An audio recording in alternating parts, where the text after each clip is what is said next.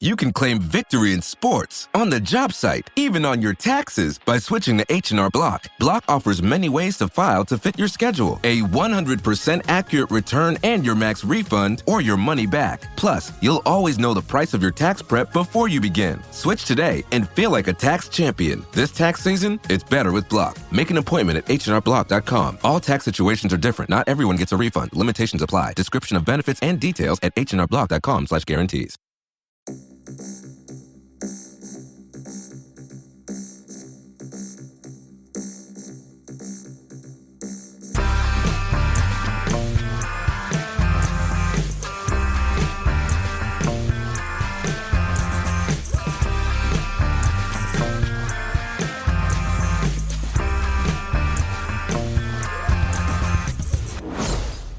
Hello, welcome to Unequal Sequel. Extra.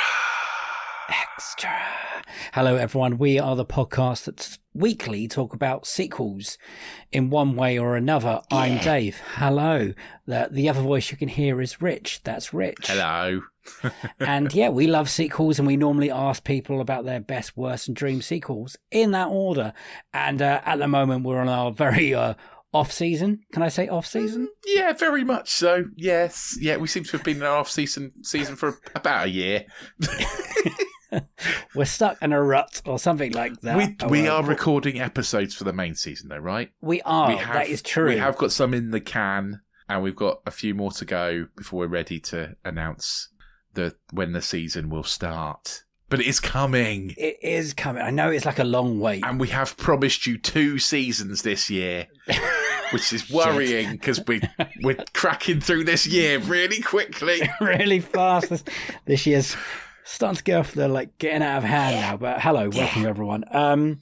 Rich, quickly before we go on to whatever we're doing today, I've been going back listening to old episodes to make a note of what we scored previous sequels. Yes. And I the other day I listened to our Shang-Chi and the Legend of the Ten Rings. Okay. Now, out of 7, what do you think you gave that? 5? We both gave it a 6 out of 7. Did we? Yeah, we did. Yeah. Okay. I mean, we must have really liked it. We're idiots, right? I mean, it's okay. It's fine. It's a good movie for Marvel content. Recently, it's pretty good. Yes, but it loses points for the weird Pokemon. We even mentioned the weird third act that it goes on the Pokemon world, and we're like, that's a 6 out of 7. That's pretty. Anyway, it's fun going back. We've grown as people since then. We've grown as reviewers, journalists, podcasters, definitely, and now we've made ourselves our way to this episode, 200 episodes later or something. Yeah. No sequels this week. We're going to have a row of reviewing sequels pretty soon. So. Yeah, we've got 3 sequels all on the same day, right? 3 sequels in the same week. Then we've got the sequel to Rebel Moon that somehow I've got to have to watch it now, aren't I? I just want to hear how angry you're going to be. But we're going to Ghostbusters 2, Afterlife 2, Ghostbusters Frozen Empire, which still sounds like an ice cream to me. Kung Fu Panda 4, which has been released in America but not in the UK yet, and that Godzilla times Godzilla X Kong. It's a team up we've all been waiting for. Not that anyone could see, but I did my little X-Men X. It looks like you're a West Ham supporter. I mean, this is how much I don't like football. I don't understand that reference. But I was doing it. Oh, yeah. It was X-Men. Did Gloucester Rugby win a cup the other day? They did. They won the Premiership Cup. They beat Leicester on Friday. Is that a big thing? It's the first time since 2015 that we've won something. So, yeah. Oh. Pretty good. You had a good day then? Yeah. It's the first cup since my son's been born that they've won. Oh. So, yeah. First thing in 9 years. Exciting. Well, and then I got to say, hey, we've got to do something for the next week's episode. Yes. Do you know what 2 sequels are celebrating their anniversaries? And I gave you an option of 2. You did. Yeah. And somehow, and I think... Hang on. Whoa. Don't blame me for this. I said one of those films is good, but the other one will be funnier. And you picked the funny one. Okay. Well, I've never seen it before, so... Yeah, I was wrong about being funny. Here we go. Ramp it up. Okay, so on the March 26th in America and the following weeks afterwards, Scooby-Doo 2, Monsters Unleashed was unleashed on the earth. So we are celebrating. Yeah. Celebrating is the correct word here. Scooby-Doo 2, Monsters Unleashed from 2004, Rich. Yeah. I didn't know this existed because I was in my end of first year, beginning the second year of uni, and Scooby-Doo was not on my radar. No, it wasn't really. I had never seen it, and that's partially because I saw the first one when it came out in 2002, and absolutely hated it, like to the core. And I remember saying, "It's 2 hours, never get back. Never going to get those 2 hours back." Yeah. The biggest problem I have with these movies is that you have to imagine that Linda Cardellini isn't incredibly beautiful. Like we're expected to what? Because she's wearing glasses? No, sorry. And a polo neck. Yeah. Don't forget about the polo neck. It's very important. So in 2004, like you said, we're in our second year of uni then. So this really wasn't on our radar of things we were going to see. Not at all. At our local Odeon. And like I said, I would have given it a miss anyway. I've been giving it a miss for my whole entire life at the moment because I have had opportunities to watch this. That has been on like most Christmases or whatever. Well, also, I guess picked it as a dream. And we still didn't watch it. Scooby-Doo 3 was their dream sequel and we still didn't watch it. Sorry, Jordan. Sorry, Jordan. Yeah. Jordan King. Back in season 1, was that? Season 1. Jordan King, who now writes for Empire and other things. And he seems to think, he must be the only one, but he thought the Scooby-Doo films were popular and good. Yeah, but he's a lot younger than us.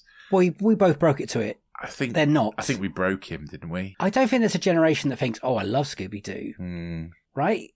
Yeah, no. I mean, the cartoons are amazing. Yeah. I love the cartoons when I was little. I have a memory in my head that we've just bought our new house. Don't know what year this is, but I remember sitting in a box, brand new house, gutted. Dad bought a new house, and I remember he just got a new TV as well. Right. And in the lounge, me and my brother, very young, sitting on a box watching Scooby-Doo on cartoon. I have that memory, so that's cute. And the movie, I thought, how bad can it be? Awful, that first one. Really bad. Because if you go back and listen to the Jordan King episode, you find out that I thought everyone liked Scrappy-Doo, and it turns out no one likes Scrappy-Doo. No. So I was annoyed at the end of the first one when he's revealed as the bad guy, pretty much. That annoyed me. And then this came out, and like we said, I think we were too old. I'm going to say something a bit controversial now. Oh, shit. Because this movie, Scooby-Doo 2, isn't good. But I actually find it better than the first one. Do you? Yeah. Do you remember? Because I hate the first one too, and I watched this and was indifferent. I didn't have any hatred for it. I was just like, oh, this is yeah. Whereas the first one, I was like, this is a big pile of shit. They're basically the same, aren't they? Yeah, but this doesn't have Scrappy-Doo in it, and he's the most annoying part. Fuck you. Rich, can you quickly give a classic synopsis of this 20-year-old movie? I've been dreading this. And spoilers are welcome. Okay. Because 20 years, we're ready to... Following the events of the first movie, where the gang save Coolsville, it turns out that all their past monsters are somehow coming back to life. And yet, they're still equally scared of them, even though they know they're not real monsters. Which is confusing. Although this time they do sort of appear to be some sort of ghostly apparition-y monsters. They are monsters. Obviously, because it's Scooby-Doo, they're not. But anyway, So yeah, they somehow get kind of destroyed in the media, and blamed for a lot of things. And Fred's got lots of stuff taken out of context. And yeah, so they're kind of battling against their unpopularity, going from very popular to not popular, whilst also trying to solve the mystery of why their old things are coming back to life. Seth Green's in it as someone weirdly creepy. Alicia Silverstone is in it as the reporter that's kind of, like having this media campaign against them. And yeah, that's it really. I'm about to say the Monsters Inc. crew, but it's not the Monsters Inc. crew. It's the Mysterious Incorporated. What is Mystery Incorporated. There we go. Yeah. They're now world famous at this point. In Coolsville famous, I would say. Coolsville famous. Yeah. And they're opening in a museum. Homage the gang. Yeah, Seth Green is the curator of the Monster Museum that they've got an exhibit in. Yeah. Seth Green's a weird character in this film because they don't really explain weird character at the end of the point. Well, the point of him, they try and make him I would say, a love interest for Velma, a love interest, but also a suspect. But they never quite carry through with that suspect thing. Well, no, they make him a suspect for no reason. But so obviously a suspect that you know he's not the suspect. It's weird. We got cast. The cast is really good, actually. Sarah Michelle Gellar as Daphne, Freddie Prinze Jr. as Fred, Linda Cardellini as Velma, yeah. Matthew Lillard as Shaggy, who is brilliant, I have to say. That voice sounds just like the original. I mean, Matthew Lillard essentially is Shaggy, right? That's he's gone on to actually voice Shaggy in cartoons and stuff. He's taken over, okay, I think. And then there's the guy who plays Scooby, visual effects. Neil Fanning, who is Scooby-Doo in all the Scooby-Doo cartoons since about 95. He's just Scooby-Doo now. Wow.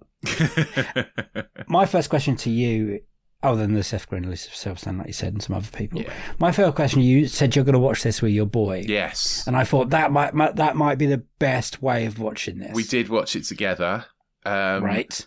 You can tell if George really likes a movie because he does a little howly kind of laugh and chuckle at stuff when he finds it really funny and gets all excited and jumps up and down.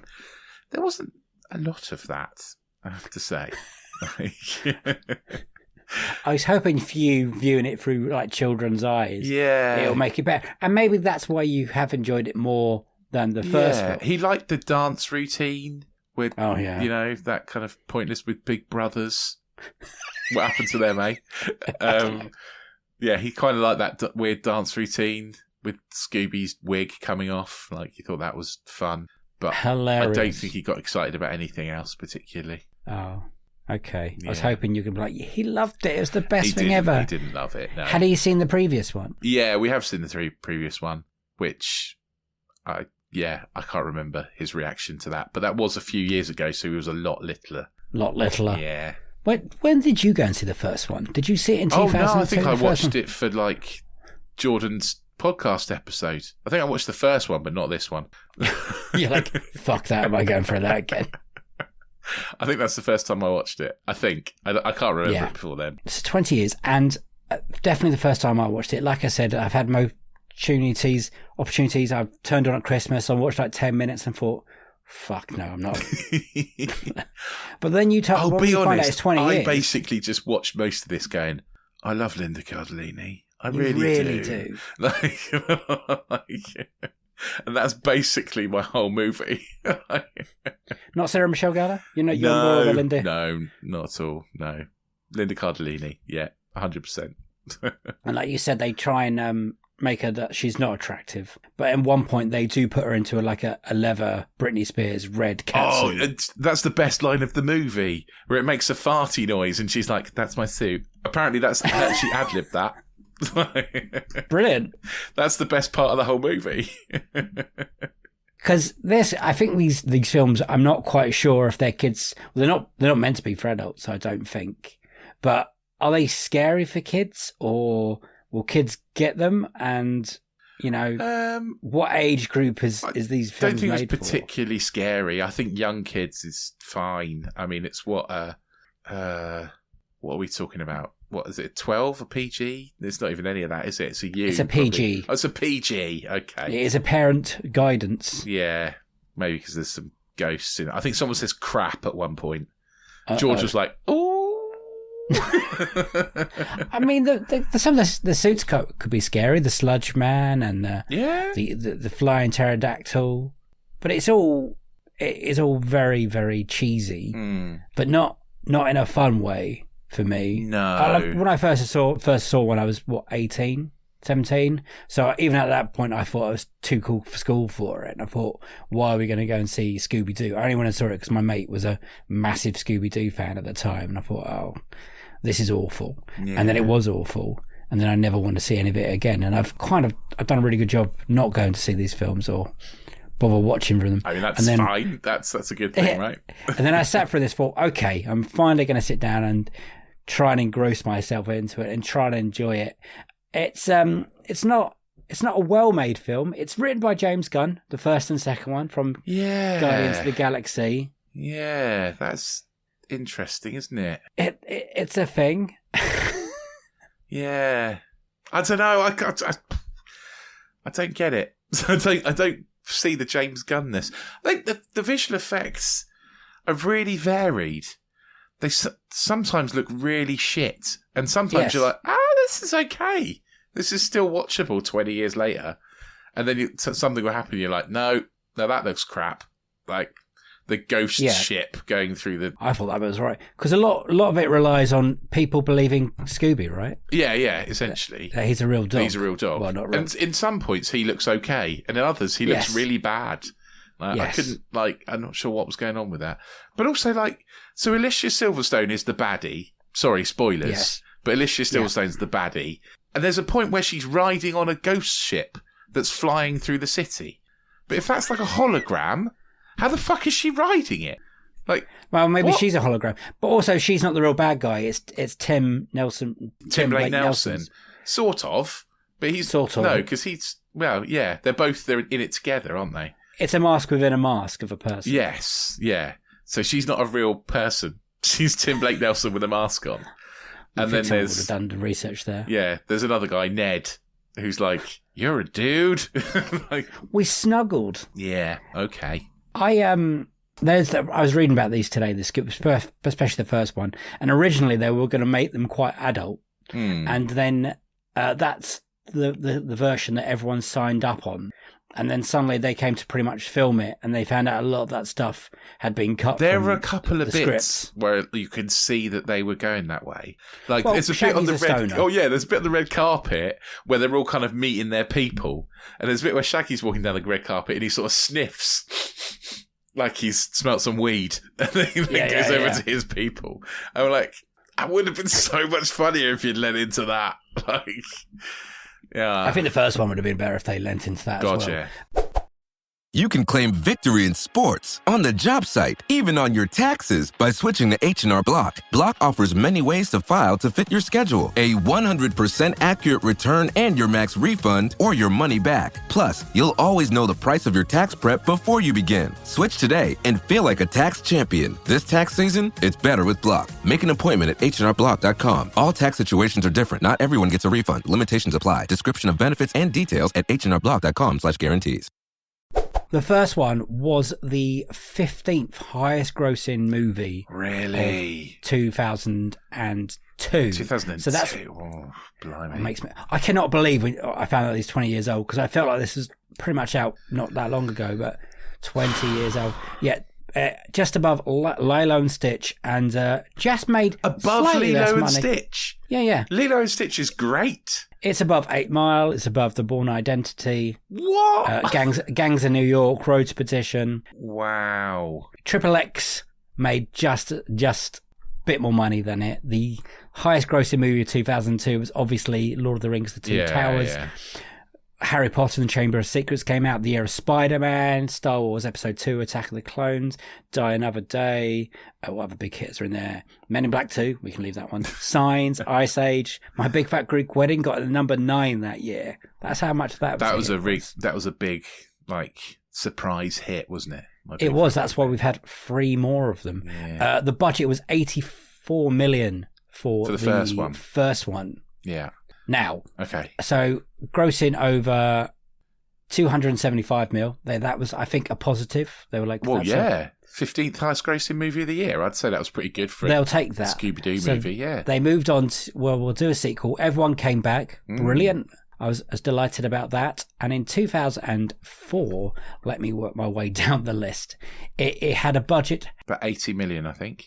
I looked it up earlier. 80 million. So they've knocked a bit of money off the budget. Well, I mean, you could probably say it's similar because it's all estimates, isn't it? So probably similar budget to the first one. So it was the 28th highest grossing movie of 2004. It made just over 181 million. That's still a lot of money, though, isn't it? It's a profit. Doubled it.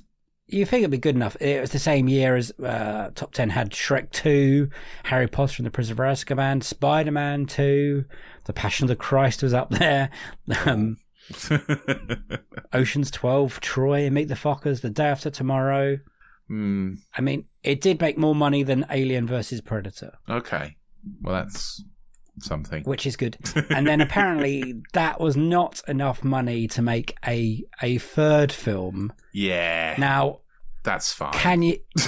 Can you see why that didn't happen? Well, it's rubbish, isn't it? That's not enough in terms of marketing. There's probably quite a lot of marketing went into this movie. There's probably like I can imagine McDonald's so, yes. link ups and all that kind of stuff. So it's probably quite a big marketing budget. So you'd probably say the true cost of the movie is if the production budget's 80 million, double that for marketing, 160 million means it only made a 20 million profit, which in movie terms isn't loads. It's not loads because they had greenlit a third one by this point before the second one came out. And they do a lot of that on kind of opening weekend figures, don't they? Because this might have picked up a lot of money since. So opening weekend was only... it did quite well on DVD. Only 30 million opening weekends. So that's not that great, I don't think. I can read you what Wikipedia says about a cancelled sequel if you want. Oh, go for it. Yeah. This is Wikipedia. So it says, cancelled sequel. In October 2002, during the filming of Scooby-Doo 2, Warner Brothers approved the production of a third film. Dan Foreman and Paul Foley were hired to write the script for Scooby-Doo 3. In August 2004, Matthew Lillard said in an interview that the third Scooby-Doo film was cancelled because the second had not done as well as expected, which he attributed to Warner Brothers releasing it at an inappropriate time.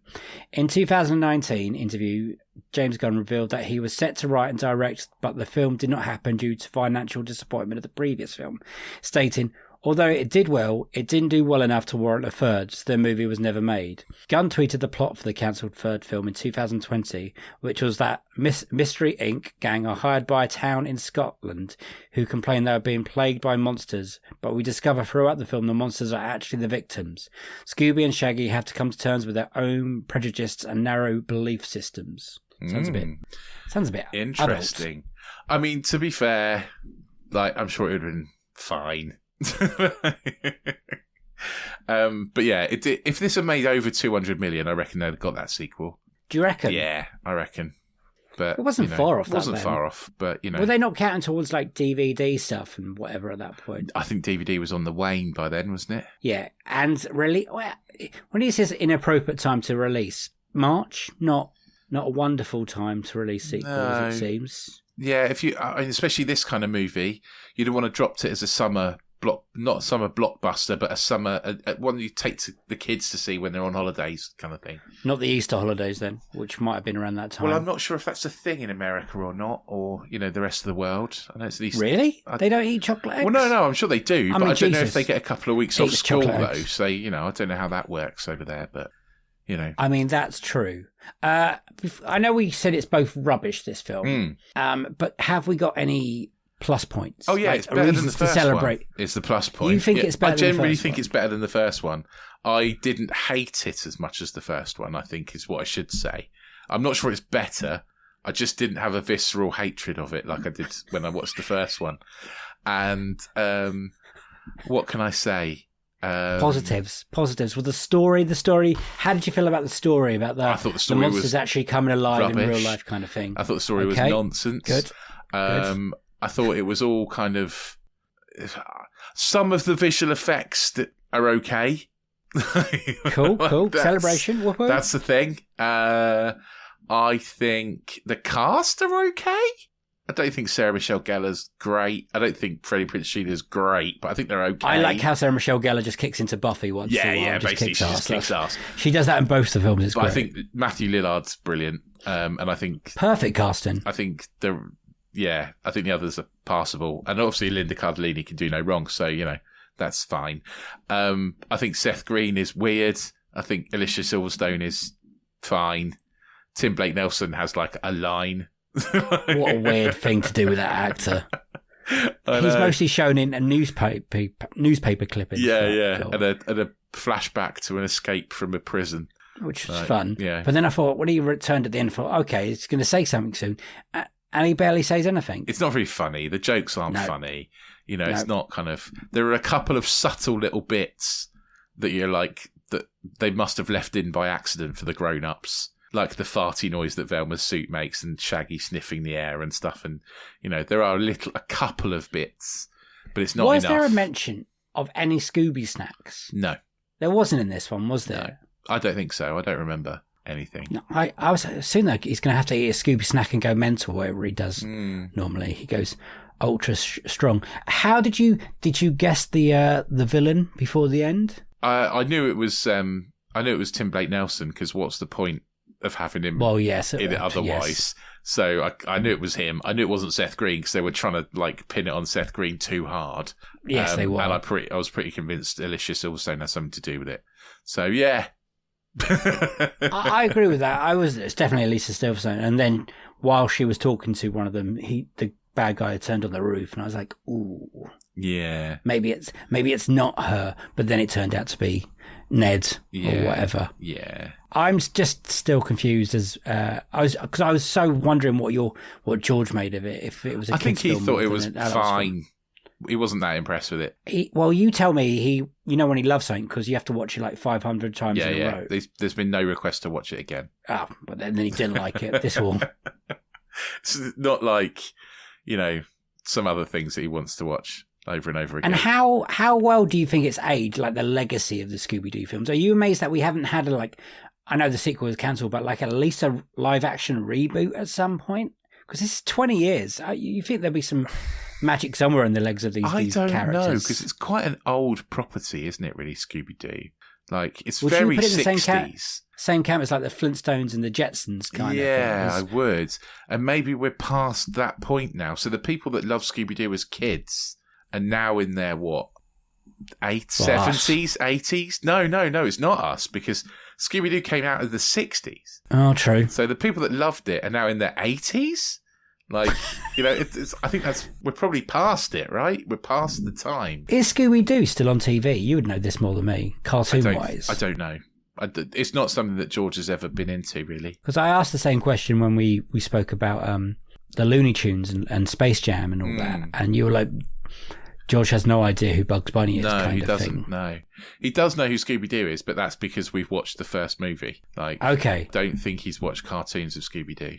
Wow, that kind of makes me sad in a way. These things happen, man. We move on. I remember there was a few years ago there was a Scoob film. Do you remember that? Warner Brothers released. I think it was in the pandemic. Yeah, was that? Yeah, that was like an animated one, wasn't it? Was that Will Forte? And they tried to make it was a younger Scooby-Doo, so it was the story how they met. And there was meant to be a sequel to Scoob, but Warner Brothers, that's the start of the Warner Brothers cancellation era. Right, okay. And they just cancelled it. So maybe they know more than we do. I am surprised they haven't done a live action, because special effects are good now. I mean, this was released at the same time as Andy Serkis was doing Gollum. So it's a magical time to be alive. It's a magical time. Do you want to play the Rotten Tomato game? Yeah, go on then. Let's do the Rotten Tomato game. We can do 1 and 2. Okay. So let's do Scooby-Doo 1 first, released in 2002. What I love about these films, I love looking at the duration. They're both about an hour and a half. That's delightful. Yeah, that was nice. Okay, 2002, critics. I'm going to go with... I can't imagine critics loved that movie. It's a bit of a turd. It made money. Remember that? 31%. Oh, 32%. Oh, so close. So close. That's amazing. You haven't even been that closer. Okay, audience score. Probably a little higher, but not loads. 49%. 40%. I went too high. I knew as soon as the 9 came out, I was like, no, not 9. That's too high. Some critics say, too scary for most kids, too dumb for most teens. Fair. Scooby-Doo knows when to take itself seriously and when to laugh at itself. Nope. Even if its audience isn't laughing long at every gag. That's true. The film's effects just don't do the concept justice. This is the first one. I don't remember the effects being bad in the first one. I remember in 2002 being quite impressed by the effects in the first one, so I don't know what we're talking about there. Okay, Scooby-Doo 2, Monsters Unleashed, 2004. Critics. 23%. 22%. Oh my God, 1 out again! Insane. Audience score. 33%. 33%? 41%. Miles out. So your opinion of thinking the second one is better than the first one is different. It's definitely wrong. Yeah. Fair enough. Definitely. I did find an Amazon review of Scooby-Doo 2 Monsters Unleashed. I should just do a little caveat. I don't think the second one's better than the first one. I just didn't. I just didn't hate it as much as the first one. I really hated the first one. I want to get that. I hate them pretty much both. I would say they're an equal sequel. They're very much. Oh yeah. I think they're a nice companion piece to one another. To be honest, the problem is that they hadn't learned anything from the second one. Actually, I'll read you a review of what Empire wrote. Okay, go on then. So I'll read you the funny one first. So this is a guy called Phelan on Amazon. He gave this 5 stars. This is one of my favourite films from being younger, and honestly, it's still great now. It was a big step up from the predecessor. So many great visual effects and concepts put together into one masterpiece. My opinion, this is the best Scooby-Doo movie there has ever been. Ignore all the bad reviews. This is a great film for the whole family to enjoy, and slightly nostalgic with all the early 2000 musics that is in it, by the way. I'm a fan of the soundtrack. It's not, it's bad. Like Big Brothers is not a good tune. Dance sequence awesome. I honestly wish more movies could be more like Monsters Unleashed, but I'm glad it exists and wouldn't change it for anything. Must watch. Wow, there is no accounting for taste. And Nick DeSemlin, who is now the editor, the chief and editor of Empire, did a review, gave it 2 stars out of 5. And then wrote, sooner rather than later, it was inevitable that we be treated to another helping of Do. Just as predictable, nothing has changed. The second big screen Shaggy and Dog story not only pits Mystery Inc. against another masked villain, at this time one with a monster spewing device, but follows the first sloppy paw prints in nearly every way. The screen is kept chock full of cool-looking monsters resurrected from the cartoons, and the giggle count climbs whenever Scoobs and Shaggy share yelping non-sequiturs. Yes. What does that mean? This is why I can't be. Just nonsense, essentially. Okay. Yet once again, everything else falls flat. From the low wattage guest appearance from the Big Brothers to stale characters arcs given to Fred, Daphne, and Velma. Themes of self-acceptance and inner strength seem a little out of place in a movie featuring a hound farting at phantoms. It's not wrong. It's not wrong. This sequel is a step up from the first. Scooby's animation is proof. There are some fun action sequences and a smattering of amusing moments, but the same manic muggling that spoiled the original Mars this movie, and the result is a film only a 6-year-old on a sugar rush would love. Again, he's not wrong. So, happy 20th birthday to Scooby-Doo 2, Monsters Unleashed. Yay! What a load of poo. Wow, it wasn't a nice revisit, I have to say, or even a first-time watch. How bad can it be, I thought? Pretty bad. Pretty bad. Anyway, I'd love to know what people think. I know there are Protestant fans, Jordan King. You'll be one of them. Rich, tell these people some nice things.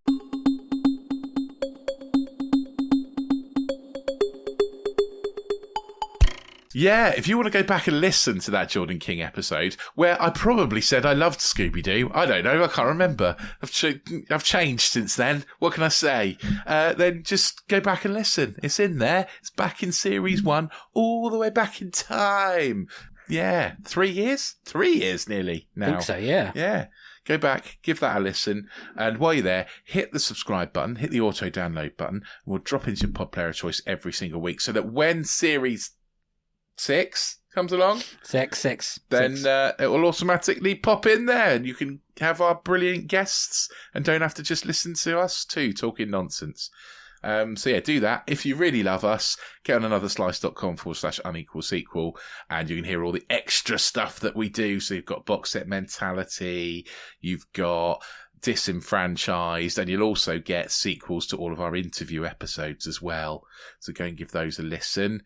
And if you like this podcast, you'll really love that. It's only $2.99 a month. Did I say the website? Maybe, but say it again. Really drill it in. You're going to keep all this in, aren't you? Yeah. Yeah. Good. Cheers. Professional. It's anotherslice.com/unequal sequel. Just getting back in the rhythm there. But yeah, let us know what you thought of Scooby-Doo 2. Get on the social medias. We're on Threads. We're on Twitter. We're on all those things. We are at Unequal Sequel. You can also find us on things like Letterboxd and on Instagram and even YouTube now and TikTok. We're even so down with the kids that we're on those things. Probably. I don't know. Oh, we are. But yeah, type Unequal Sequel in the search. You'll find us. And if you don't do social media, tell us what you thought on email. We're unequalsequel@hotmail.com. We'd love to hear from you. We will read out all the things you say in our end of month roundup. Happy days. Which is next week. End of month roundup is next week. What? It's the end of March. It's been a long one. Next send week? everything you need to say to us Mad. this week. Please get in touch. We've got some stuff. We want some more stuff. It can be a question about anything apart from like, can you fix my toaster kind of thing. Well, I mean, we can give it a try. I mean, Rich is quite handy in that world. Chances so are we'll probably burn your house down, so you know. Yes. We also might be able to talking about the new James Bond person in the next week's. There are rumours out today. We're recording on a day that they might be announced, so that'd be exciting. And if you hear some clops and bongs from Rich's microphone, we're also trying to sort that. We don't know what it is. No, so it's fun. Sorry. But it's okay. I've got nothing else to say. Thank you for listening. It is a goodbye from me. Bye-bye. It's a goodbye from him. Bye! See you on the next one. Sequel to this one. Have a great week. Bye-bye. Do you know last week we forgot to do one of these? Oh, well, I thought we did one, and then I listened to the episode and I was like, hang on, he's forgot to put it in. If we did, I must have somehow deleted it. But okay. I think you cut it off because I'm pretty sure we did one. Did we? Yeah. Editing's tough, man. I was losing my mind a little bit last week.